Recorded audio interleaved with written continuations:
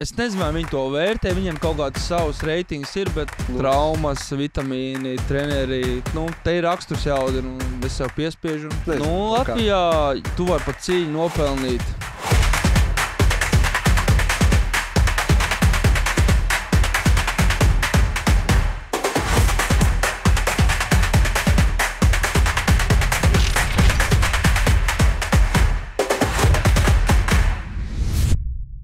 Sveicināti, dārgie skatītāji! Jums šodien ēterā ir kārtējās Sporta Strike TV epizodes. Šoreiz būs tāda mazā mini. Viesos pie mums šodien gatavojoties 8. februārī King of Kings cīņu šovam Arēnā Rīga, kas notiks, ir Juris Zundovskis. Sveiks, Juri! Sveiki visiem! Pirms šīs sarunas teici, ka mēroji tālu ceļu līdz mums. Varbūt arī pastāst, no kurienes tu esi, ko tu dari, kas tu vispār tāds esi. Es esmu no Kuldīgas, dzīvoju Liepājā, jau pusi savu dzīvi, tā kā braucu no Liepājas pie jums uz Rīgu. Esmu sportisks, esmu futbolists bijušais, spēlējis florbolu, basketbolu un tagad boks. Tad boks ir mans sporta veids, vienīgais, ko es daru. Ar to es arī dzīvoju. Liepājā trenējos. Liepājā strādāju, Liepājā dzīvoju. Varbūt par boksu, tu arī minēji tur tos sporta veidus, ar kuriem tu esi tur darbojies. Kāpēc tieši boks, kā tu nokļuvi boksā un kāpēc arī esi palicis boksā vēl līdz šim? Sākumā bija futbols Kuldīgā un pēc 9. klases ejot mācīties, aizgāju uz Liepāju un ar liepājniekiem mums bija maziņš tā kā nesaskaņas kopā brāli un izvēlējāmies boks, vienkārši, lai aizstāvētu sev, lai mācētu par sevi pastāvēt, un lai turpinātu sportot. Un cik tev bija gadi, kad tu sāki ar to boksu tā nodarboties? 16 gados aizgāju uz Liepāju, pēc 9. klases un sāku boksēties. Kaut kāds tas cīņu klubs, boksa klubs, kurā tu biji? Nē, tas bija sāki vai kā tur? Liepājas treneris? Nē, Liepājas treneris bija Kārs Knitneris. Jā. Un Liepājas kompleksā sporta skola, vienkārši sporta skola aizgāja, atradām treniņus ar brāli kopā un sākām iet trenēties, kamēr mācījāmies. Minēja arī, par brāli, ka viss tur sāki, vai viņš vēl šobrīd arī ir aktīvajā sportā, teiksim tā? Nē, brālim ir ģimene, brālis strādā, trenējās priekš sevīm, bet nekas vairāk. Minēja arī, kad uz boksu gājāt brāli dēļ tā, lai arī aizstāvētu un pastāvētu par sevīm. Vai tas bija arī tā kā vajadzīgs uz ielas vai dzīvē vai tur skolā? Tajos sākuma laikos. Tu jau nekad nezini, kas var notikt ar teviem dzīvē, kas var uz ielas ar teviem notikt, un tas vairāk viss bija dēļ disciplīnas un sev uz trenēšanu, lai arī iemācītos arī aizstāvēt sevi, ja tāds stundas sitīs, bet vairāk par sportisko. Jums patīk sportot, mēs sportojam, mēs trenējāmies un uz parastām zāletēm mēs neejam. Futbols bija jau mazliet tā kā apnicis, jo 9 gadus jau to nodarbojos un trenējos, un arī bija Liepājā mums bija konflikts ar Liepājas komandas spēlētājiem, tāpēc boks bija pirmais, ko iedomājamies. Vai ir varbūt arī dzīvē kaut kur sanācis ārpus tā ringa? Protams, pēc tam ar laika gaitā ejot. Protams, ir uz ielām, klubos sanācis aizstāvēties, bet man ļoti nepatīk, man nepatīk kauties, man nepatīk iesaistīties konfliktos, bet bieži vien jaunības gados, jaunības trakumā sanākts tas ir, Visādi ir bijis. Tad varbūt arī tieši par KOK, kā tu nokļuvi pie viņiem, kāda jums tā sadarbība, līgums, cik tev ar viņiem ir cīņas, cik tev ir noslēgts uz priekšu, varbūt kaut ko par šo visu var pastāstīt. Esmu jau ļoti sen, precīzi neatceros, varētu būt ap gadiem 6, 7. Tajā man ievilka visā Kristaps Zīle. Sāku dēļ Kristaps Zīles, piedāvāju piedāvājumus man organizatori no Lietuvas, King of King, un tur arī sākās viss. Un joprojām esmu palicis, jo Latvijā tie šovi ir tik, cik ir. Viņi maz ir, un es izmantoju visas iespējas gan cīņās, gan vienalga dzīvē, tāpēc līdz, ka man ir iespēja, es viņu izmantoju. Minēja arī, ka tie cīņu šovi Latvijā, cik viņi ir, tik arī ir. Vai tu sadarbībā ar King of Kings esi arī piedalījies ārpus Latvijas cīņu šovos? Jo es zinu, ka tu esi Anglijā piedalījies, boks cīņu aizvadījis, varbūt kaut kur vēl, bet vai tas ir bijis ar šos organizācijas saistībā vai ir kaut kas cits? Pārsvarā nē, jo King of Kings ir oriģināli un viņa galvenā bāze kitboks. Bet es esmu boksā, bet es esmu profesionāls boksers, tāpēc mans cīņas pārsvarā ir ārzemēs, Anglijā, Šveice, Albānija, Vācija, daudz, kas tas bijis Horvātijā, un pārsvarā es tur boksējos. Jo Latvijā LNK vienīgais, kas taisīja cīņas, bija LNK šos, bet viņi pazuduši, tagad būs laikam atpakaļ, cik es sapratu, jā, bet King of Kingā, jā, viņi ir kitbokseri, bet viņi piedāvā iespējas arī bokseriem MMA, tāpēc labs šovs, un tāpēc tur piedalos. Varbūt arī, jā, par nākotnes to sadarbību, jums tur ir tas līgums uz vienu cīņu, tagad būs 8. februārī, vai varbūt uz priekšu, tā kā ir. Nē, kā tas viss notiek tie? Viena cīņa, līgums uz cīņu, uz to noteikto šovu, jo nekad jau nezinu, kas notiks. Viņiem ir kaut kāds plāns, kaut kāds skatījums un uz priekšu tās cīņas, bet viņi visā Eiropā, un kad viņi ir Eiropā, viņi tajās valstis arī meklē cīkstoņus, tāpēc šeit tikai viena cīņa pagaidām. Vai ir varbūt arī sadarbojoties ar šādām organizācijām, cik ļoti viņi to vērtē, vai tu savu pēdējo cīņu esi zaudējis vai vinnējis? Pēdējo cīņu es uzvarēju pēc punktiem, un es nezinu, vai viņi to vērtē, viņiem kaut kāds savs reitings ir, bet drīzāk es teiktu, ka viņi to skatās pēc parādītā snieguma, pēc šova, un pēc viņi taisa to šovu priekš cilvēkiem, un tādā, ja cilvēki skatās, cilvēki ir ieinteresēti un pērk, tad viņi arī ņems to cilvēku.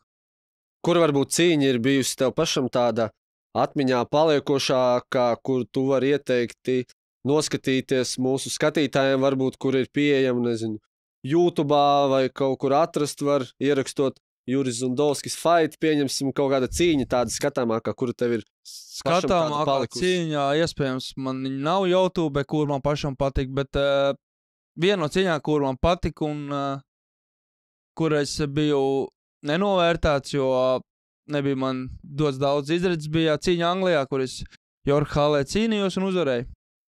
Varbūt sīkāk var pastāstīt par to, ka tas bija kāds pretinieks, kā tu nokļuvi līdz tai cīņai vispār. Tas bija Anglijā, kur man piedāvāja 4 vai 5 dienas iepriekš, jo bija nolicis cits pretinieks. Boksers bija Angls no olimpiskās komandas. Ļoti perspektīvs, garš augumā pie 2 metriem 80 kilogramos un aizmirst uzvārdu, bet sanāca trāpīt labu sitienu un nokalt uzvarēju. Tad tā būs tā cīņa tāda, kas tev pašam ir palikusi tā kā atmiņā visvairāk. Vai viņa būtu arī tāda nozīmīgākā? Viņa bija nozīmīga, jo tas viss bija zem Danza, tas ir liels organizācijas un liela cilvēka to cīņu taisīja, un tur arī man ievēroja. Un arī man piedāvāja pēc tam cīņas tur, bet man ir savs problēmas ar menedžeru bijušo, tāpēc man tā karjera ir, viņš man diezgan daudz viņi ir pabojājis, tāpēc tas tāds maziņš mīnus ir, kas kā varēja būt, kas to lai zina, kā varēja būt, bet jā, tas menedžers man ir mazliet viņu pabojājis, un tāpēc tās cīņas arī ir tur bijuši, kāds ir bijuši. Bet viss ir vēl priekšā.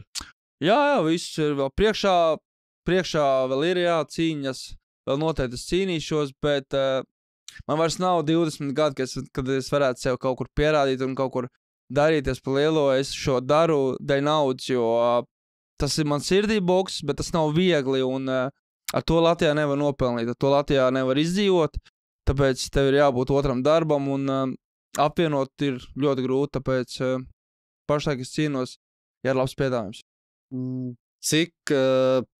Kas tavuprāt skaitās labs piedāvājums tieši priekš tevīm un arī vispār Latvijā, cik tur apgrozās, nesaku, protams, tur konkrētas summas, bet apmēram robežās no kaut ko, vai salīdzina ar kaut kādu mašīnas marku, pieņemsim, es nezinu. Latvijā, ja jau tu vari pat cīņu nopelnīt, kas nav daudz, ir 2000, piemēram, tas ir labi, tāpēc, bet arī, redz, tu vari uztaisīt gadā cik 3-4 cīņas normāli trenējoties. Tā kā, ja tu 4 cīņās nopelni 2000, un to izdzīvot ir ļoti grūti. Jā, kopā tie ir 8000, un tev arī vēl tam visam arī daudz laiku, gatavošanos. Traumas, vitamīni, treneri, zāle. atjaunošanās viss, jā. Tāpēc tā peļņa nav, teiksim, tāda. Nē, tas ir sirdslietē. Tur ir tas kāpums, vai nu tev nav, vai nu, ja tu tiec augšā, tad tev ir normāli. Bet tāds vidusceļš tāds nav. Skatos, tev arī acis ir uzsista. Kas tev tur par šo ir? Acis treniņu, traumu un tas tāds normāli lietiņa. Acis Bieži, kaut kāds pušumiņš, jā, kaut kāds pārsitumiņš. Tā kā, tas ir boks, tas ir tur viens otram sitam un sanāk arī šāds lietas. Cīņas teici gadā, jā, tur ir 2, 3, 4. Protams, tad, kad gatavojies konkrētai cīņai, tad ir viens plāns, tur vairāk par to boksu, tā kā, konkrēti arī par pretiniekam noteikti. Kas ir no tā visa ārpus? Ko tu dari ārpus, tad, kad nav tā cīņu plāna, tad, kad tu nezini, skrietēji uz svarus cilāt? Nē, svarus es necelāju, es ļoti, ļoti reti un maz esmu cilājis svarus, bet es trenējos katru dienu, ir cīņa vai nav cīņa, es tāpat teiktu trenēties. Kad ir cīņa, to dara intensīvāk, bet katru dienu arī treniņi. Neatkarīgi no tā, vai ir vai nav cīņa. Bet tā kā ar boksu saistībā. Jā, es vienmēr boksējos tādus funkcionālos treniņus izturībai un svariem es ļoti mazai. Kaut kādi kardio, kaut ko skrien, ritenis tur. Es skrienu, ritenis ir tie paši funkcionālai treniņi bez lielām pauzēm, kas ļoti dod iekšā kardio. Tā kā, jā. Runāja arī par nākotni, par to, ka tev vairs nav 20 gadi, kā tu sevi, kur tu redzi, teiksim, tuvāko gadu laikā, boksā, sportā vispār? Kādi mērķi mazie tādi, teiksim, šim gadam, nākamajam gadam, tur pēc 3, 4 gadiem? Tie galvenie mērķi ir noteikti ārpus boksā, patstāvīgs darbs, labs darbs, prieks dzīvot, kaifot, darīt to, kas patīk, veltīt laiku apkārtējiem cilvēkiem, draugiem, ģimenei, lai nav tā, ka visu laiku tiek atstāts darbā, un pēc tam ir kaut kas, ko nožēlot. Tāpēc trenēšos, turpināšu boksēties, ja būs labs piedāvājums, un es atvēršu savu barbershopu Liepājā vaļā. Tāpēc uz to ir adresīti, kur lai visi zina. Liepāja Brīvzemnieki iela 7 zem Mo restorāna. Liepājnieki zinās, kur ir Mo restorāns. Es tur ar savu sievu strādāju, mēs atvērām vaļā, un tāpēc tas ir tas galvenais un tas galvenais mērķis, lielākā prioritāte, kas man ir šobrīd, lai tur viss aiziet, lai, jo tā ir iztiks avots. Boks tas ir priekš sirsniņas, un boksā viena trauma, un tu vairs neizboksēs. Jā, tas man ir tās prioritāte. Tas ir tā kā arī ārpus tā sporta boksa, tas virziens arī tāds arī ir, es tā saprotu, kur tu gribētu. Tā kā jā, man patīk. Sievu kopā vai pats, bet jā, man patīk palīdzēt cilvēkiem, vēl ir plāns atgriezties ugunsdzēsējos, jo es pirms Covid biju ugunsdzēsējs. Man patīk palīdzēt cilvēkiem, man patīk griezt mats, man patīk komunikācija, tāpēc tā ir liekas man patīk, kas man padodās, un tāpēc to vēlos darīt. Cik tu redzi sevi, varbūt, cik ilgi tas boks tev būs? Tādā, tas grūti cīņu līmenī. Grūti pateikt. Vai ies, kā Tysons līdz 56? Jā, zingā tā grūti pateikt. Kādreiz bija 30, 32, 35, bet tas tā grūti pateikt, kā es jutīšos. Es to daru pēc sajūtām, kad es vairs nekaifoju no tā, ko es daru. Es to vienkārši vairs nedarīšu. Tāpēc ir grūti brīži, bet tas viss būs pēc sajūtām un pēc piedāvājumiem. Nav noteikti konkrēts laiks. Arī, jā, pats arī minēja par grūtajiem brīžiem, varbūt konkrēti, varbūt nevienu konkrēti, bet vispār, jā, ir kaut kādi karjerā, boksā bijuši tādi grūtāki brīži, ka tu gribēsi, nezinu, varbūt pēc kaut kāda zaudējuma vai pēc traumas, metu mieru, priekš kā man to visu vajag.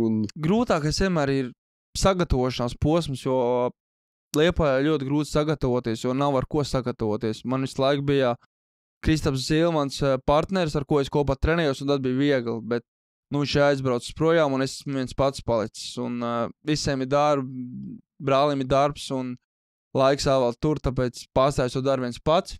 Tas grūtākais brīdis sev motivēt un piespiest, jo nav jau tā, kā gribās katru dienu un 2 reizes dienā iet trenēties, tāpēc tie ir tie grūtākie brīži, jo tā finanses nav tik liela, priekš tās cīņas, lai tik grūti būtu, tāpēc ir uznāk tādi brīži, bet te ir raksturs jāaudina, un es sev piespiežu, un es eju tam cauri, kamēr varu.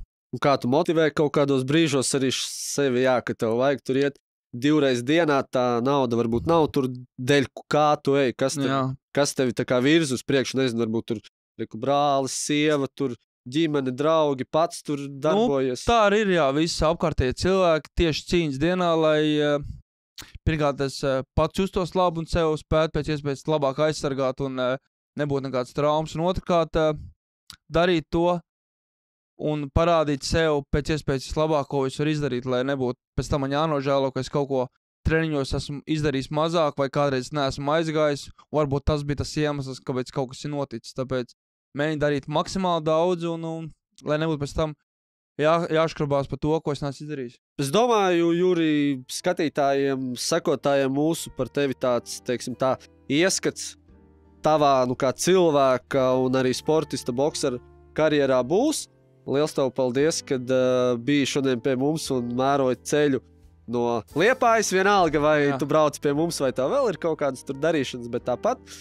Paldies tev ka biji pie mums, un varbūt tev ir atvadu vārdi kādi skatītājiem, sekotājiem. Paldies, ka uzņēmāt. Pirmo reizi šeit šito podcastu vispār dzirdu un piesakojiet, arī tu piesako. Esmu saskāries, abonē, piesako. Nezināju mazām par šādu, bet dariet skatītājiem, ko es varu pateikt. Tikai to, lai dariet to, kas jums sagādā baudu, kas jūs padara priecīgs un ko jūs mīlat, un lai cilvēki par jums arī priecājās un nedomā to sliktāko. Arī grūtos brīžos, kā piemēram ziemā, kad sākas tādas depresijas, visādi slinkums, ka iemetās piespiest sev uz labāko sevas versiju un katru dienu būt labākam nekā bija vakar. Paldies tev, Juri, un visiem mūsu dārgiem skatītājiem iesaku darīt to pašu, ko Juris arī teica un minēja, cīnīties ar sevi, pārvarēt sevi kaut kādos grūtākos brīžos, un, protams, piesakojiet Sports Strike TV YouTube kanālam, Telegram kanālam, Instagramam, visiem pārējiem sociālajiem tīkliem, kur mēs esam. Juri, tev tas arī noteikti jāizdara. Un tiekamies nākamajās raidījuma epizodēs. Paldies! Paldies! Paldies! Paldies tev!